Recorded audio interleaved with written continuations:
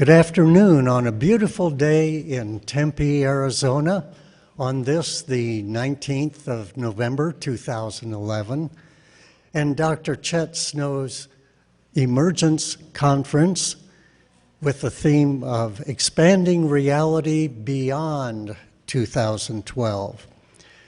Please welcome our host and speaker, Dr. Chet Snow, who will be telling us about another exciting event in June of 2012. Dr. Snow.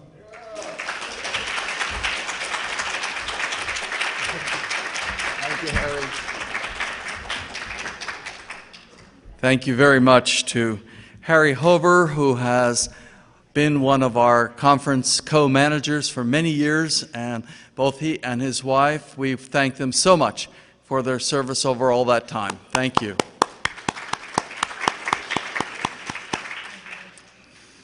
Well, it is always a pleasure to be with family, to talk about interesting things, and this is somewhat new for me. I've only ever talked on this subject really once before.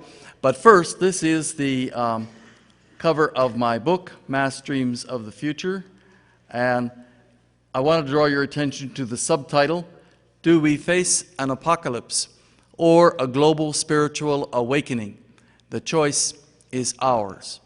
The Mayans were particularly interested in Venus, and they had two different calendars. In fact, they had several, but one calendar was the 9-moon or 260-day Zolkin or sacred calendar, and they also had the Hab solar calendar of 365 days. In fact, the Mayans were such good astronomers that their calendars were the closest of any calendar to coming to name the exact length of a terrestrial year until we had the atomic clock.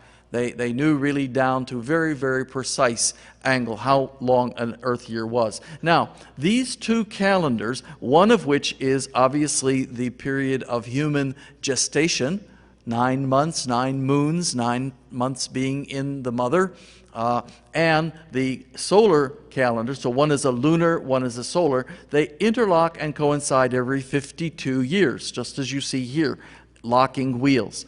Now, a Venus cycle was also calculated, and it was found to equal exactly 2 of the calendar rounds, as they were called by the Mayans, or 104 years.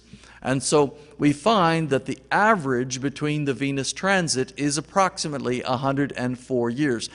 Transit simply means eclipse. It means the time when Venus comes between the sun and the earth, so that as we look for Venus in the sky, we see it up against the sun, so that all of the energy of the sun comes through Venus before it comes to the earth. And there is also an outer conjunction of Venus, which is when the sun is between us and Venus, and also in the same period. And obviously that one we can't see because all we see is the ball of the sun. We don't, but we know